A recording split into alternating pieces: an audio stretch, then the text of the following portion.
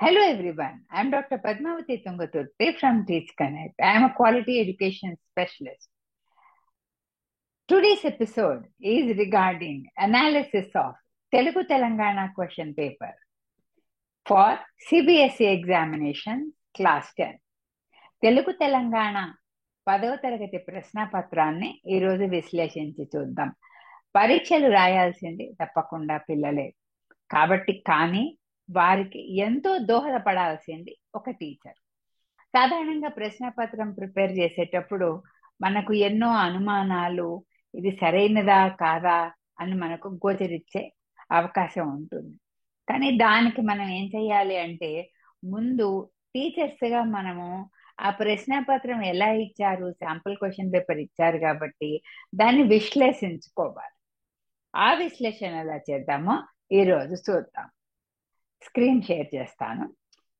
దీంట్లో గనక మనం చూసినట్టయితే ఇది sample question paper, textbook సింగిడినే వాడాలి. సింగిడి 2, సింగిడి 1 వచ్చేసి మనకి 9వ తరగతిలో ఉంటుంది. దీని కోడ్ పిల్లలను చూసుకోవాలని చెప్పాలి. ఎందుకంటే తెలుగు తెలంగాణకి, తెలుగు ఆంధ్రప్రదేశ్కి పిల్లలు కొంచెం కన్ఫ్యూజ్ అయ్యే అవకాశం ఉంటుంది. అందుకే 089 కోడ్ ఉన్న ప్రశ్నాపత్రమే తెలుగు తెలంగాణ పిల్లలు దాన్ని రాయాలన్నమాట. ఈ పేపర్లో మొత్తం 4 భాగాలు ఉన్నాయి. ఏబిసిడి పిల్లలకి కంఠతాగా ఎన్ని భాగాలు ఉన్నాయి ఏమిటి అనేది తెలియబరచాలి. లేకపోతే 3 భాగాలు రాసి ఒక భాగం వదిలేసే అవకాశం ఉంటుంది. కాబట్టి 4 భాగాలు అన్నీ కూడా తప్పనిసరిగా రాయాలి. ప్రతి ప్రధాన ప్రశ్న దగ్గర ఇవ్వబడిన సూచనలను చదివి అర్థం చేసుకొని అన్ని జవాబులు రాయాలి. ఇక్కడ చూడండి, ప్రధాన ప్రశ్న దగ్గర ఇవ్వబడిన సూచనలు చదివి అర్థం చేసుకొని ఆ తర్వాతే జవాబు రాయాలి పిల్లలు. సెక్షన్ ఏ విభాగాన్ని గనక మనం చూసినట్లయితే దీంట్లో 2 పారాలలో ఉన్నటువంటి ఒక గద్యాంశాన్ని ఇచ్చారు. గద్యాంశం అంటే మనం చూడాల్సింది కాంప్రిహెన్షన్. దీన్ని జవాబు పత్రంలో ఎలా రాయాలి, దానికంటే ముందు మనకున్న సమయాన్ని వృధా చేసుకోకుండా పిల్లలు ఎన్ని గంటలు, 80 మార్కులలో 80 మార్కులు 3 గంటలు, చాలా సమయాన్ని పిల్లలు ప్రశ్నపత్రం చదవటానికి, అర్థం చేసుకోవటానికి వెచ్చించాలి. దీంట్లో ఫస్ట్ కాంప్రిహెన్షన్ ప్యాసేజ్లో గద్యాంశంలో 2 పారాలు ఉన్నాయి. మొదటి పారా ఏమిటి, ప్రతి దానికి ఒక మకుటం లాగా 1926 మే 19న గోలకొండ పత్రిక ప్రారంభమైంది. అంటే ఈ తరువాత ఈ లోపల ఉన్నటువంటి సమాచారం అంతా ఈ గోలకొండ పత్రిక మీద ఆధారపడి ఉంటుంది అన్నమాట. ఇదంతా ఫస్ట్ పారాగ్రాఫ్ కదా, ఈ ఫస్ట్ పారాగ్రాఫ్ అంతా కూడా గోలకొండ పత్రిక మీద ఆధారపడి ఉంటుంది అన్నమాట. దీంట్లో ఈ సదుపాయాలు చూసారా, ముందు సదుపాయాలు చూసాం. దీంట్లో ఇదివరకు ఎలా నిర్వహించే వాళ్ళు, విలేకరు పని, వ్యాస రచయితల పని, గుమాస్తా పని, ప్రూఫ్ రీడర్ పని, ఇలా 4 అంశాలు ఇచ్చారంటే ఒకదాని తర్వాత ఒకటి ఎలా మనం ఎంచుకోవాలి, దీనికి గ్రహణ శక్తి ఉండాలి పిల్లలకి. ప్రూఫ్ రీడింగ్, ప్రూఫ్ రీడర్, ఇలా 4 పనులు చేస్తున్నారు. ఫస్ట్ పారాగ్రాఫ్ లో మనం చూసేది ఏంటి, ఫస్ట్ లైన్ లో ఉన్న గోల్కొండ పత్రిక ప్రారంభమైంది అంటే ఇది పత్రిక గురించి ఉంటుందన్నమాట. ఇప్పుడు 2వ పారా కనుక మనం చూసామనుకోండి, ఇందులో వ్యాసాలు, విమర్శలు, సంపాదకీయాలు 1000కి పైగా ఉన్నాయి. అంటే ఈ కింద ఉన్న పారాగ్రాఫ్ లో మొత్తం మనం వ్యాసాలకు సంబంధించి ఎలాంటి వ్యాసాలు ఇచ్చారు, ఏ ఏ ప్రాంతీయ భాషలను పిల్లలు, ఏ ఏ ప్రాంతీయ భాషలు వాళ్ళు ఆ పత్రికలో చూశారు, పత్రికా స్వాతంత్రానికి గడ్డు రోజులు ఎలా ఉన్నాయి, ఇదంతా కూడా దేని మీద ఆధారపడి ఉంటుంది, వ్యాసాలు, విమర్శలు, సంపాదకీయాలు 1000కి పైగా ఉంటాయి అనేదంతా ఆధారపడి ఉంటుంది. ఇప్పుడు పిల్లలకి టీచర్గా మీరు చెప్పవలసింది ఏంటంటే, 2 పారాగ్రాఫ్లలో ఎందుకు 2 పారాగ్రాఫ్లుగా డివైడ్ చేశారు. మొదటి పారాగ్రాఫ్ లోనేమో అసలు పత్రిక ప్రారంభమైంది అని చెప్పారు. 2వ పారాగ్రాఫ్ లోనేమో ఆ పత్రికలో ఎలాంటివి ఉన్నాయి, ఏమేమి ఉన్నాయి గ్రహించమని ఇచ్చారు. దీని కింద ఈ 2 పారాగ్రాఫ్స్ కనుక పిల్లలు చక్కగా చదివినట్టయితే దీని కింద 4 ప్రశ్నలు ఉన్నాయి. చూడండి, ప్రశ్నలు జవాబులు 4 ఇక్కడ ఉన్నాయి, 4 ఆప్షన్స్ ఉన్నాయి. ఈ ఆప్షన్స్ ని గనక పిల్లలు చూసినట్టయితే దీంట్లో పైన ఉన్న డేటా కింద చూడటమే, కానీ అర్థం చేసుకొని, అంటే మొదటిది ఏం ప్రశ్న ఇచ్చారు, గోలకొండ పత్రిక ఎప్పుడు ప్రారంభమైంది, దీని ప్రధాన సంపాదకుడు ఎవరు, అంటే పైన చూసి కింద ఇన్ఫర్మేషన్ పిల్లలు రాయగలరా అని మొదటి ప్రశ్న అనుకుంటున్నారు అన్నమాట. అసలు పిల్లలకు చదవడం వచ్చా అనే దాని మీద ఆధారపడేటువంటిది మొదటి ప్రశ్న. ఇక్కడ జవాబుల మీద మనం ఫోకస్ చేయట్లేదు, ఎందుకంటే జవాబులు ఎలాగో పిల్లలు రాయగలరు, కానీ మనం మళ్ళీ ప్రీ బోర్డ్ పేపర్ కనుక ప్రిపేర్ చేసినట్టయితే ఎలా ప్రిపేర్ చేయాలి అని తెలుగు టీచర్లందరూ నేర్చుకోవాల్సిన అవసరం ఉంది. నాటి పత్రికా సంపాదకులు ఏ ఏ పనులు చేసేవాళ్ళు, దీంట్లో లైన్ గా పిల్లలు రాసుకోవాలి. ఏదంటే విలేఖరి పని, గుమాస్తా పని, ప్రూఫ్ రీడర్ పని, వ్యాస రచయితల పని, ఇవన్నీ పిల్లలు గ్రహించుకొని రాయగలరా అని చెప్పడానికే మనకు ఈ రెండో ప్రశ్న ఇచ్చారు. దీని గోలకొండ పత్రిక ద్వారా ఏమేం చేశారు, తర్వాత గోలకొండ పత్రికల ప్రజల్లో ఏ ఏ భావాలను రగిలించింది. ఇక్కడ ప్రశ్నలు గనక మీరు చూసినట్టయితే 4 ప్రశ్నల్లో మొదటి ప్రశ్న ఊరికే చూసి పైనుంచి కిందకి రాయడం, మిగతా 3 ప్రశ్నలు cognitive, affirmative and psychomotor domain అని ముందు మీరు చదువుకొని ఉంటారు బ్లూమ్స్ టెక్సానమీలో. కాబట్టి ఫస్ట్ ఇది cognitive domain, affective domain, psychomotor domain. Psychomotor domain అంటే నిపుణతలను చూపించేది సైకోమోటర్ డొమైన్. అఫెక్టివ్ డొమైన్ అంటే మన భావాలని ప్రకటించుకునేది అఫెక్టివ్ డొమైన్. తర్వాత కాగ్నిటివ్ డొమైన్ అంటే చదవడము, బుర్రతో చేసే పనులని కాగ్నిటివ్ డొమైన్ అంటారు. ఈ ప్రశ్న పత్రమే కాదు, ఏ ప్రశ్న పత్రం అయినా సరే cognitive domain, affective domain and psychomotor domain తోటి సంబంధించి ఉంటాయన్నమాట. కాబట్టి మనం ఏం చెయ్యాలి, మొదటి ప్రశ్న పైనుంచి కింద రాయడము, చదవడము వచ్చా అనడానికి మొదటి ప్రశ్న ఇచ్చారు. కాబట్టి పిల్లలు చదవగలిగిన వాళ్ళే పైన మొదటి ప్రశ్న రాయగలుగుతారు. రీడింగ్ అని టెస్ట్ చేస్తున్నారు అన్నమాట. ఇంకొకటి ఏ ఏ పనులు చేసేవాళ్ళు అని రెండో ప్రశ్న చూడండి. అంటే ఇదేంటి, స్కిల్స్ అన్నమాట. ఏ ఏ పనులు చేతులతో చేసేవాళ్ళు చూడండి, ఆ ప్రశ్న ఇచ్చారు. ప్రతాపరెడ్డి గోలకొండ పత్రిక ద్వారా ఏమి చేశాడు, అతని ఉద్దేశం ఏంటి, బుర్రతో ఎలా ఆలోచించాడు అనడానికి ఇక్కడ ఒక ప్రశ్న ఇచ్చారు. గోలకొండ పత్రిక ప్రజల్లో ఏ ఏ భావాలను తగిలించింది, ఇది ఇమోషనల్ క్వశ్చన్స్, అంటే అఫెక్టివ్ డొమైన్. అన్ని ప్రశ్నలు మీరు చూసుకున్నారు కదా, కాగ్నిటివ్ డొమైన్ బుర్రతో ఆలోచించేది, అఫెక్టివ్ డొమైన్ మనసుతో ఆలోచించేది, సైకోమోటర్ డొమైన్ అంటే చేతులతో చేయగలిగేది. ఈ 3 రకాలైన ప్రశ్నలు మీకు మొత్తం క్వశ్చన్ పేపర్ ఉంటాయి అన్నమాట. ఇంకొక పారాగ్రాఫ్ చూసినా సరే మన కింద అడిగిన ప్రశ్నలకు సరైన సమాధానం రాయండి. పారాగ్రాఫ్ ఉంటుంది, 2 పారాగ్రాఫ్లు ఉంటాయి, కానీ వాటికి ప్రశ్నలు కూడా ఉన్నాయి. ఆ ప్రశ్నలతో పాటు దీంట్లో ఇచ్చిన జవాబులు ఎలా ఉంటాయి, ప్రశ్నలు ఎలా ఉంటాయి అంటే, మొదలు మనం 2 పారాగ్రాఫ్స్ చూద్దాం. పత్రికల్లో, టీవీల్లో రకరకాల ఇంటర్వ్యూలు చూస్తూ ఉంటాం. అంటే ఏంటి, ఓహో మనకి ఈ 2 పారాలు ఏవైతే ఉన్నాయో అవి ఇంటర్వ్యూల గురించి ఉంటాయి. ఇదివరకు ఎలా ఉండేది ప్రశ్న పత్రం, ప్రశ్న 1, 2, 3, 4 అన్ని లైన్ గా ఉండేవి. ఇప్పుడు అలా ఉండవు. ఈ కాంపిటెన్సీ బేస్డ్ ఎడ్యుకేషన్, నిపుణతల సహాయంతో చేసేటువంటి పరీక్ష అన్నమాట. ఇది మనలో ఉన్న నిపుణతను బయటికి వెలికి తీయాలి. కాబట్టి మొదటి పారాగ్రాఫ్ లో మనం ఏం చూడాలి, రకరకాల ఇంటర్వ్యూలు చూస్తూ ఉంటాం. అంటే అసలు ఎన్ని రకాలు ఉన్నాయి ఇంటర్వ్యూలు, రకరకాలు ఉంటాయి. ఆ పిల్లలకి ఉత్సాహాన్ని రేకెత్తించాలి, వాళ్ళ బుర్రలకి పని పెట్టాలి.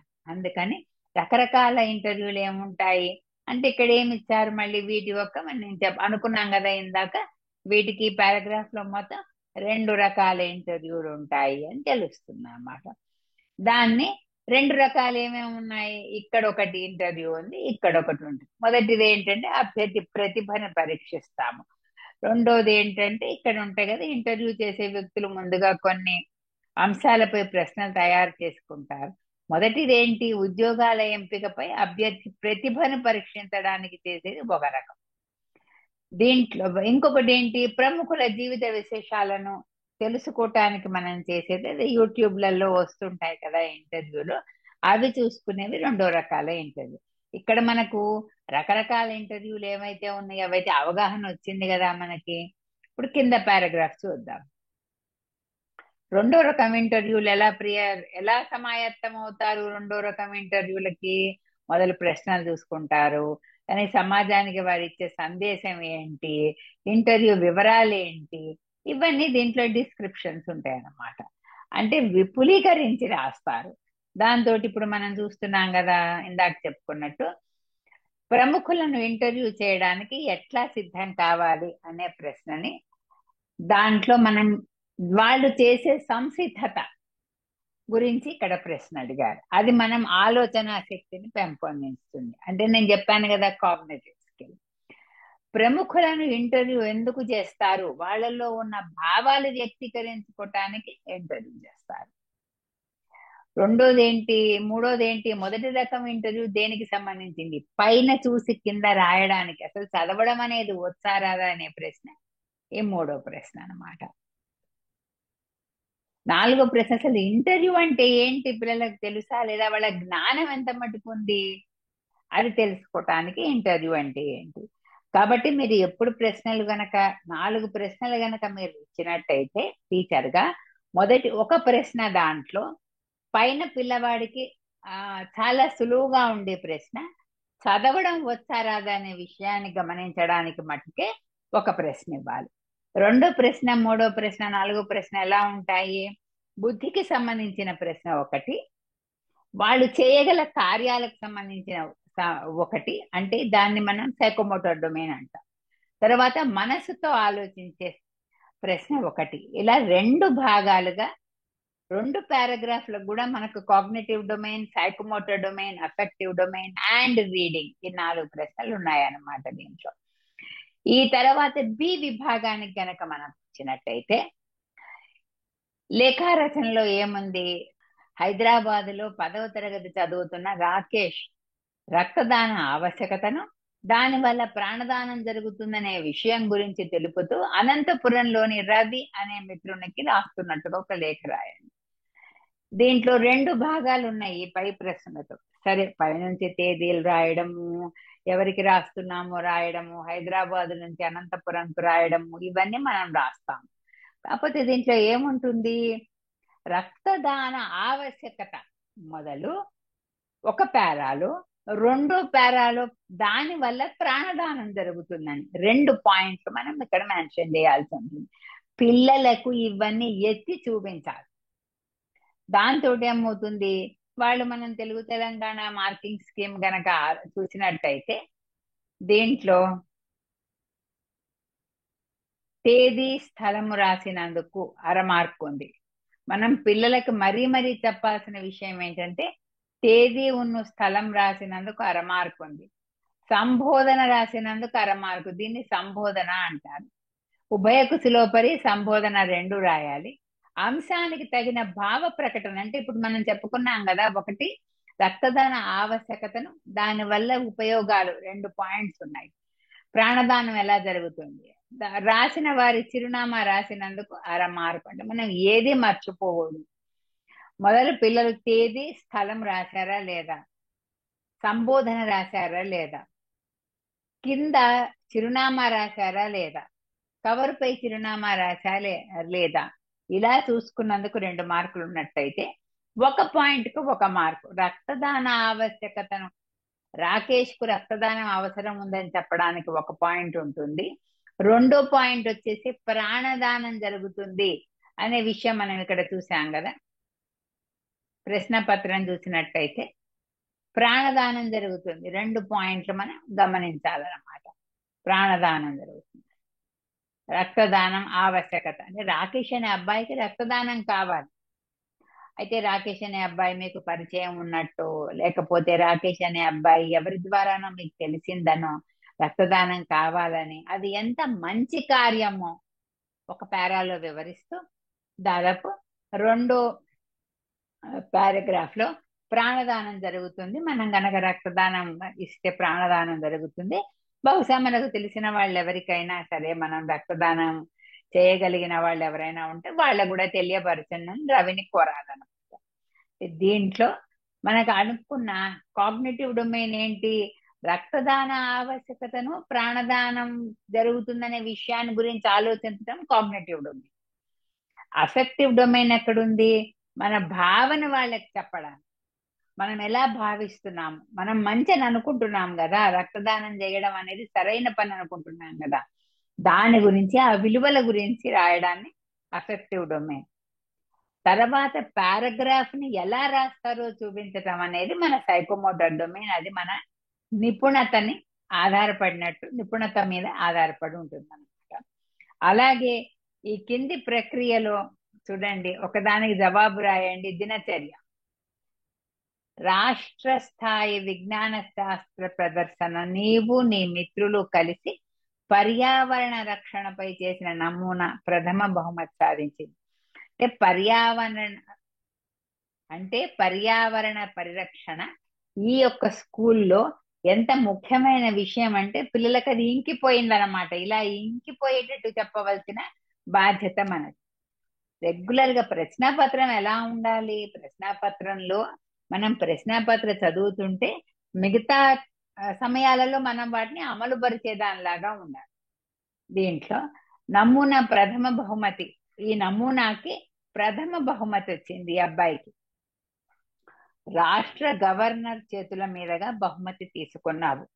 ఆనాటి రాత్రిని మనసులో కలిగిన భావాలను దినచర్యగా రాయండి.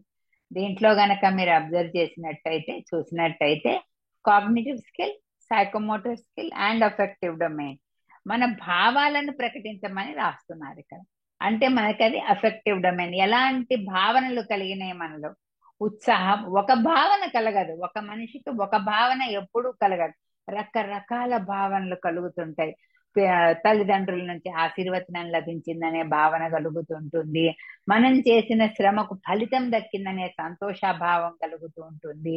ఇలా రకరకాల, కనీసం ఒక 4-5 భావనలు పిల్లలు రాసినట్టయితే దీనికి చక్కటి మార్క్స్ ఇచ్చే అవకాశం ఉంటుంది. ప్రథమ బహుమతి వచ్చిందంటే ఇది పరాకాష్ఠ బహుమతి. ప్రథమ బహుమతి అనేది ఎప్పుడైనా కానీ ఒక పరాకాష్ఠ బహుమతిగా మనం పరిగణిస్తామన్నమాట. కాబట్టి దీన్ని పరాకాష్ఠ వ్యక్తి గవర్నర్ చేతుల మీదుగా తీసుకున్నారు. అప్పుడు ఎంత అత్యంత సంతోషాన్ని మనం ప్రదర్శించాల్సిన అవసరం ఉంటుంది. ఇవన్నీ ఈ పారాగ్రాఫ్ అంతా రాయటం మన తెలివి మీద, మన నిపుణత మీద ఆధారపడి ఉంటుంది అన్నమాట. కాగ్నిటివ్ డొమైన్ అంటే మనం పర్యావరణ పరిరక్షణ గురించి ఏమేమి అంశాలను రాయాలి అనేది కాగ్నిటివ్ డొమైన్, ఎలా చక్కగా రాయాలి అనేది సైకోమోటర్ డొమైన్, మన భావాలను ఎలా ప్రకటించాలనేది అఫెక్టివ్ డొమైన్ అన్నమాట. ఇలా ఏ ప్రశ్న కనుక మీరు తీసుకున్నప్పటికీ కూడా cognitive domain, affective domain and psychomotor domain మటుకు తప్పకుండా మర్చిపోకుండా రాయాలి. నెక్స్ట్ ఇంకోటి వచ్చేసి వార్తారచన. నీ పేరు మధురిక, అన్ని ఆధారాలను తప్పనిసరిగా ఉపయోగించాలి. దీంట్లో ఒకటి వదిలేసి ఒకటి రాయడానికి లేదంటే ప్రతి ఒక్క, మనం అనుకునే ప్రతి ఒక్క ఆధారం ఇక్కడ ఉండేదాన్ని మనం రాయాలన్నమాట. నీ పేరు మధులిక, నీవు వనపర్తి జిల్లా గద్వాల్లో గీతాంజలి పబ్లిక్ స్కూల్లో 10వ తరగతి చదువుతున్నావు. ఈ క్రింది ఇవ్వబడిన ఆధారాలతో నమస్తే తెలంగాణ వార్తాపత్రికకు ఒక వార్తా నివేదిక రాయండి. పిల్లవాళ్లకు నమస్తే తెలంగాణ అనే వార్తాపత్రిక ఉన్నదని తెలియపరచడం ఈ యొక్క ముఖ్య ఉద్దేశం అన్నమాట. అంటే పిల్లలు రేపటి నుంచి వెళ్ళి, ఒకవేళ ఇంతకు ముందు తెలియనట్టయితే రేపటి నుంచి వెళ్ళి నమస్తే తెలంగాణ పత్రిక చదువుకుంటారు, తెలుగు పత్రిక కాబట్టి. ఇలా పత్రికా పఠనం ముఖ్యమని తెలియజేసే ఒక కాన్సెప్ట్ అన్నమాట ఇక్కడ. దీంట్లో నేటి ఉదయం 4 రోడ్ల కూడల్లో ప్రమాదం, హఠాత్ పరిణామానికి తీవ్ర గాయాలు, ఆసుపత్రి, ముందుకు రాలేదు, సెల్ ఫోన్ లో రికార్డ్ చేశారు, 108కి ఫోన్ చేసి ప్రాణాలు కాపాడారు. విషయం తెలిసిన ప్రిన్సిపల్ అభినందనలు, విద్యార్థులు తమ పరిధిలో సామాజిక సేవ, సందేశం. ఇన్ని పాయింట్స్ రావాలి దీంట్లో.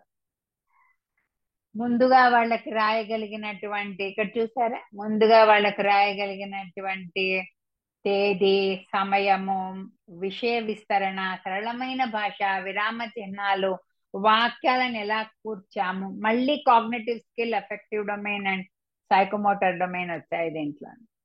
భావ ప్రకటన, మొత్తం వీటికి 4 మార్కులు ఉన్నాయి. కొద్దిగా అంటే ప్రతిదీ ముఖ్యమే కదా. ఎవరికి ఉత్తరం వెళుతోందనే ముఖ్యము, ఏ రోజు రాశామనేది ముఖ్యము, ఏ సమయంలో రాశామనేది ముఖ్యము. దీనికి అన్నిటికీ ఇంపార్టెన్స్ ఇస్తారన్నమాట.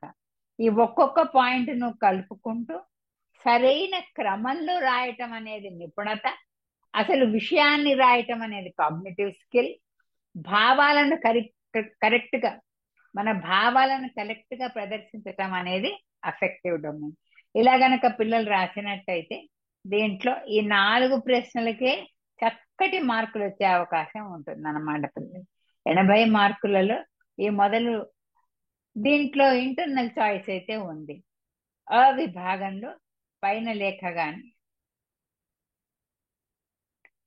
కింద ఇచ్చినటువంటి ఇంటర్వ్యూ ప్రశ్న గాని, లేకపోతే బి విభాగంలో అంటే ఆ విభాగానికి వచ్చినట్టయితే లేఖారచన చేసి, లేఖారచనకి దినచర్యకి ఈ రెండిటికి ఆప్షన్ ఉంది. తర్వాత వార్తా రచన. మొదలు లేఖారచన చేయాలి, క్రింద భాగంలో లేఖారచన చేయాలి. తర్వాత 3వ ప్రశ్నలో దినచర్యకి వార్తా రచన, దినచర్య వార్తా రచన ఉన్నాయి.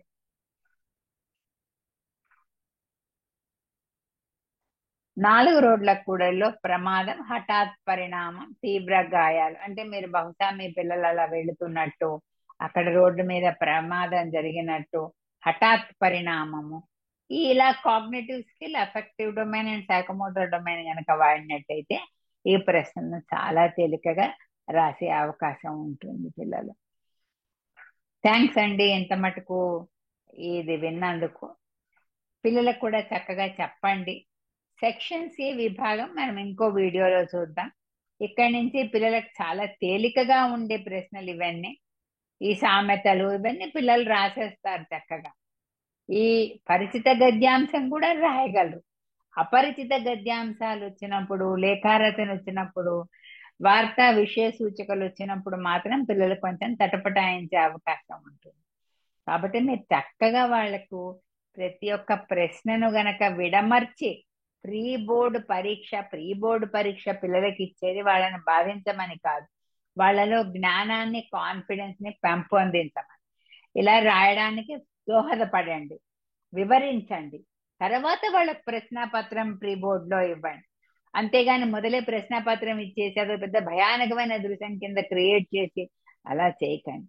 నేషనల్ ఎడ్యుకేషన్ పాలసీ ప్రకారం పిల్లలందరూ కూడా చక్కగా పరీక్ష రాయాలి, ఎటువంటి స్ట్రెస్ లేకుండా పరీక్ష రాయాలి, చాలా ఆనందంగా పరీక్ష రాయాలి. ఇదే కదా మోడీ గారు మనకి పరీక్ష పే చర్చ అనే ప్రోగ్రామ్ లో చెప్పింది రీసెంట్లీ. ఆ వీడియో కూడా పిల్లలకు చూపించండి, చాలా బాగుంది ఆ ఇంటర్వ్యూ. పిల్లలకు కూడా మనోధైర్యం వస్తుంది. మీరు నా వీడియోని చూసినందుకు కృతజ్ఞతలు. మిగతా ఎవరికైతే పిల్లలకు అవసరం ఉంటుందో ఈ వీడియోని వాళ్ళకు కూడా షేర్ చేయండి. ధన్యవాదాలు. Thank you.